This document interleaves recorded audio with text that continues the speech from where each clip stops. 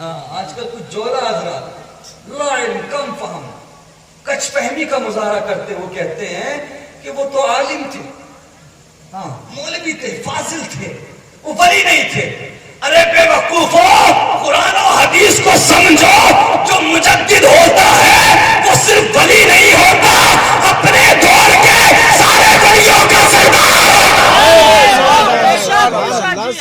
مجدد کے لیے ولی ہونا بہت چھوٹی سی بات ہے۔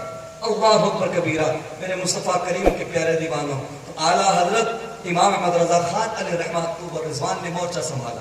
جب میرے نبی کو راہ سے ہٹا ہوا کہہ دیا گیا، جب میرے نبی کو راہ بھولا کہہ دیا گیا، اعلیٰ حضرت نے ہمارے ایمان کی حفاظت، ہمارے عقیدے کی حفاظت کی، اس لیے ہم ساری زندگی ان کے گیت گاتے رہیں گے، ساری زندگی ان کا نعرہ لگاتے رہیں گے۔ اب اعلیٰ حضرت امام احمد رضا خان اس کا ترجمہ کیا کرتے ہیں، ذرا سننا چاہو گے؟ اچھا، حیرت کی بات یہ ہے، علماء تشریف رکھ، جی اوپر کی آیتیں پڑھو۔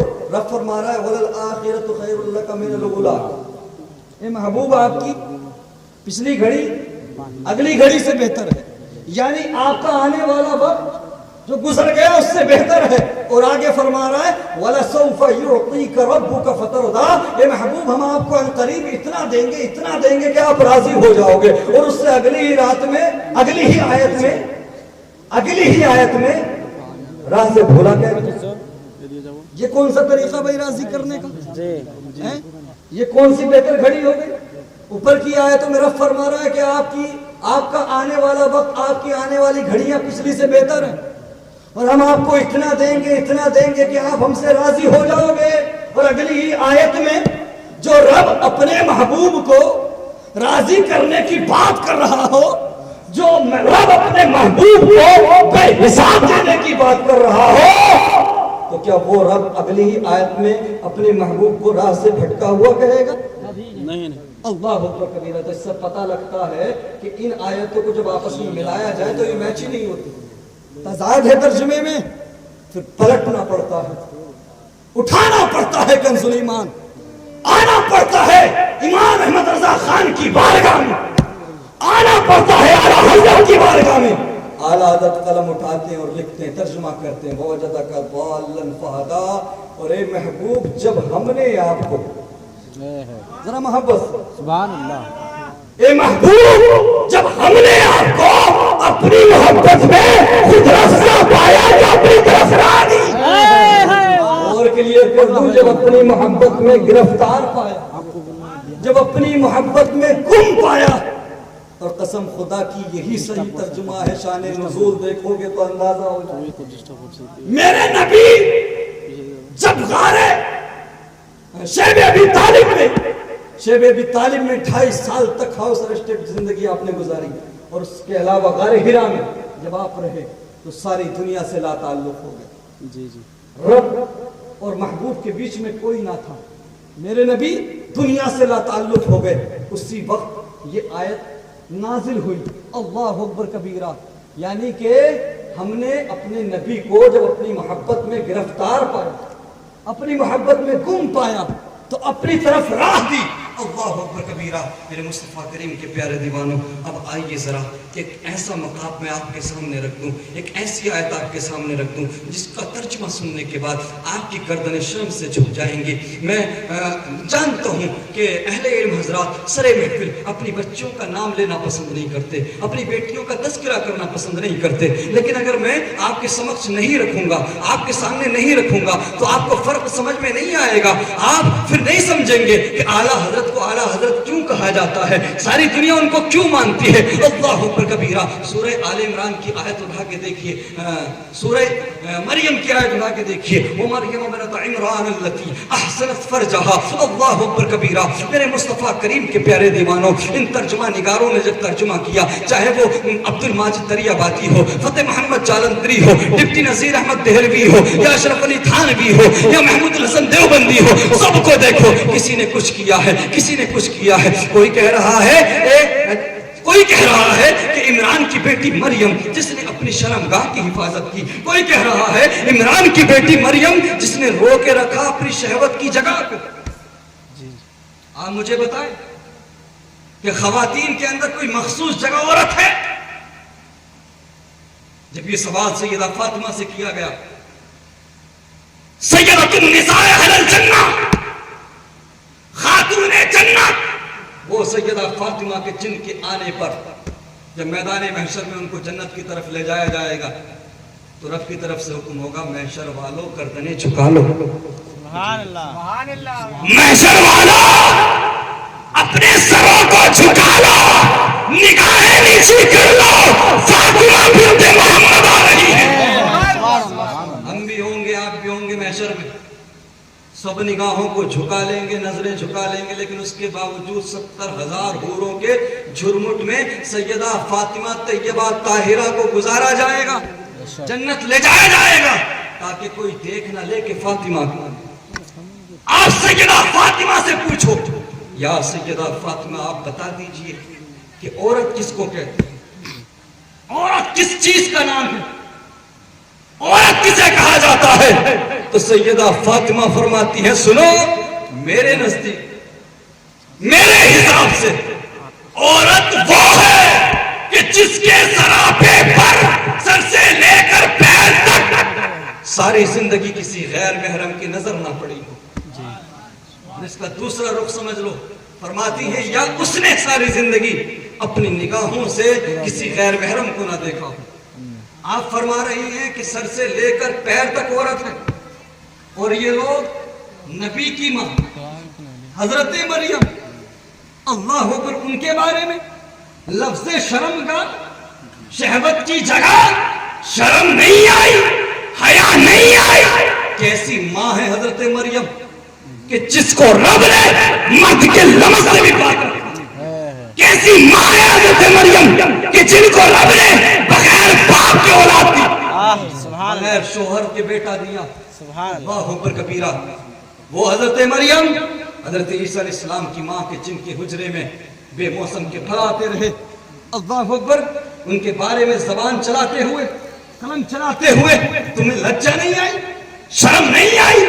آج کل کا نوجوان ہو یا بزرگ ہو، تھوڑا بہت بھی سمجھ بوجھ رکھنے والا انسان سرے محفل اپنی بیٹیوں کا نام نہیں لیتا، اور تو شرمگاہ لکھ رہا، اور تو شہوت کی جگہ استعمال کر رہا ہے۔ جب سب کی گردنیں شرم سے جھک گئیں، جب سب کی نظریں جھک گئیں، جب سب شرمسار ہو گئے، حضرت مریم کی بارگاہ کے لوگ گستاخ بنتے جا رہے تھے، لوگوں کو حضرت مریم کی بارگاہ کا گستاخ بنایا جا رہا تھا، جب سب کی نظریں جھک گئیں، اس وقت میں کون سامنے آتا ہے، کون مورچہ سنبھالتا ہے؟ ہماری تمہاری جان، سنیت کی پہچان، اعلیٰ حضرت امام احمد رضا خان علیہ رحمت و رضوان، اور آپ قلم اٹھاتے ہیں اور ذرا دیکھو صحیح، ادب کس کو کہتے ہیں، ترجمہ کس کو کہتے ہیں؟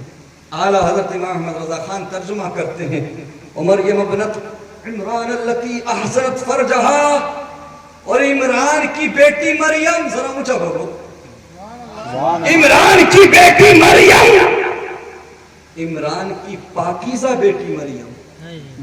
لفظوں کا انتخاب دیکھیں، ورڈز کا سلیکشن دیکھیں، اور پھر ان واہیات لوگوں کا ترجمہ دیکھیں۔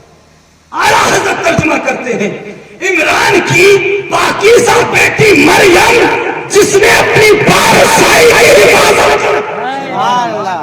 گستاخو، کہتے ہو کہ ماحول بہت خراب ہے، پھر تاج رضوی صلح کر لو، اتحاد کر لو، ایک ہو جاؤ، بڑے حالات خراب، ماحول بہت خراب ہے۔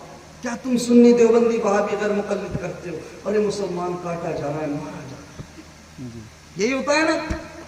ارے میں بھی چاہتا ہوں کہ اتحاد ہو جائے، ہم بھی تمہیں گلے سے لگانے کے لیے تیار ہیں، لیکن سنو، تمہیں یہ ساری گستاخیاں مٹانا ہوں گی، اور اس کے ساتھ ساتھ ہمارے ساتھ کھڑے ہو کر پڑھنا ہوگا مصطفیٰ جان رحمت پہ لاکھوں سلام، شمع بزم ہدایت پہ لاکھوں سلام۔ تمہیں کہنا ہوگا کاش محشر میں جب ان کی آمد ہو، بیج سب ان کی شوکت پہ لاکھوں سلام، مجھ سے خدمت کے قدسی کہے ہاں رضا، مصطفیٰ جان رحمت پہ لاکھوں سلام۔ آپ ان گستاخیوں کو مٹا دو اور ہمارے ساتھ آ جاؤ، ہم گلے سے لگانے کے لیے تیار ہیں۔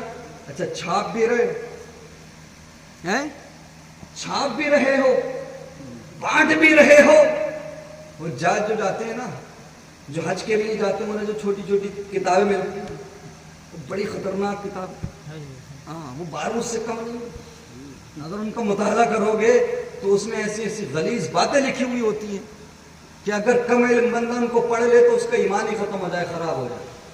اللہ اکبر کبیرہ۔ چھاپتے بھی ہو، کتب خانوں پر بیچتے بھی ہو، اور پھر اتحاد کی بات کرتے ہو۔ سنو، اتحاد تب ہی ممکن ہے جب آقا کریم کی شان میں کی ہوئی گستاخیوں کو مٹاؤ گے، ورنہ یاد رہے حالات چاہے جیسے بھی ہو جائے، ہم گستاخوں سے اتحاد کرنا تو دور، ہم گستاخوں سے بات کرنا بھی پسند ہے۔ میرے مصطفیٰ کریم صلی اللہ تعالی وسلم کے پیارے دیوانوں، تو بات چل رہی تھی اعلیٰ حضرت امام احمد رضا خان علیہ رحمت و رضوان کی آگ مدینہ منورہ میں، ذرا محبت سے، حضرت شیخ اسماعیل مکی رحمت اللہ علیہ ایک بہت بڑے بزرگ گزرے ہیں، مدینہ منورہ میں آپ رہا کرتے تھے اور مکہ مکرمہ میں۔ اعلیٰ حضرت امام احمد رضا خان جب صحن کعبہ میں داخل ہوئے تو حضرت شیخ اسماعیل مکی رحمت اللہ علیہ نے آپ کا خندہ پیشانی کے ساتھ استقبال کیا، بہت خوشی کے ساتھ استقبال کیا، اور بار بار اعلیٰ حضرت کو دیکھتے رہے۔ اس کے بعد وضاحت فرمائی کہ میں یوں ہی نہیں دیکھ رہا، بلکہ اس پیشانی میں خدا کا نور دیکھ رہا ہوں۔ اللہ اکبر کبیرہ۔ اعلیٰ حضرت امام احمد رضا خان علیہ رحمت و رضوان کو بٹھانے کے لیے آپ نے صحن کعبہ میں دیوار کے قریب ایک چارپائی کو ڈالا۔ اچھا معاملہ کیا تھا کہ اس چارپائی پہ جو لوگ بیٹھتے تھے تو وہ دیوار کے سائے میں ڈلتی تھی، تو اس چارپائی کی سائیڈ میں جو دیوار تھی اس دیوار کے اوپر کبوتر بیٹھتے تھے۔ کیا بیٹھتے تھے؟ کبوتر بیٹھتے تھے۔ تو جو لوگ بھی چارپائی پہ بیٹھے رہتے تھے سارا دن کبوتروں کا یہی کام تھا کہ کچھ نہ کچھ ان کے اوپر گراتے رہنا، ہے نا، کچرا ان کے اوپر گراتے رہنا۔ حضرت اسماعیل مکی رحمت اللہ علیہ نے جب دیکھا کہ امام احمد رضا خان ہندی آئے ہیں تو آپ نے اسی چارپائی پہ لے جا کے اعلیٰ حضرت کو بٹھا دیا۔ جس چارپائی پر بیٹھنے والوں پر کبوتر کوڑا ڈالتے تھے، کچرا ڈالتے تھے، جیسے ہی اعلیٰ حضرت کو اس چارپائی پر بٹھایا گیا تو صحن کعبہ کے کبوتر ہیں، کوئی عام کبوتر تھوڑی ہے، حرم کی دیوار پر بیٹھنے والے کبوتر ہیں۔ جب اعلیٰ حضرت چارپائی پر بیٹھے تو کبوتروں نے کچرا پھینکنا بند کر دیا۔ اسماعیل مکی رحمت اللہ علیہ نے کبوتروں کی طرف دیکھا کہ اب کچرا نہیں ڈال رہے، اور یہاں تک دیکھا گیا کہ اس دیوار سے اٹھ کر دوسری دیوار پہ جا کر بیٹھ گئے جہاں لوگ بیٹھے تھے، دوسری دیوار پہ بیٹھ کے دوسرے لوگوں کے اوپر کچرا گرانا شروع کر دیا۔ اعلیٰ حضرت کے اوپر کچرا نہیں گرایا۔ اللہ اکبر۔ تو اسماعیل مکی رحمت اللہ علیہ فرماتے ہیں، اے احمد رضا خان، تمہارا احترام تو خانہ کعبہ کے کبوتر بھی کر رہے ہیں، صحن کعبہ کا کبوتر بھی تمہارا احترام کر رہا ہے۔ اعلیٰ حضرت فرماتے ہیں، سنو، ہم نے ان کے خالق سے، ان کے رب سے صلح کر لی ہے، تو انہوں نے بھی ہم سے صلح کر لی ہے۔ اور سنو، جو نبی کا ہو جاتا ہے چرندوں پر اس کے ہو جاتے ہیں۔ میرے مصطفیٰ کریم صلی اللہ تعالی وسلم کے پیارے دیوانوں، ڈاکٹر اقبال فرماتے ہیں،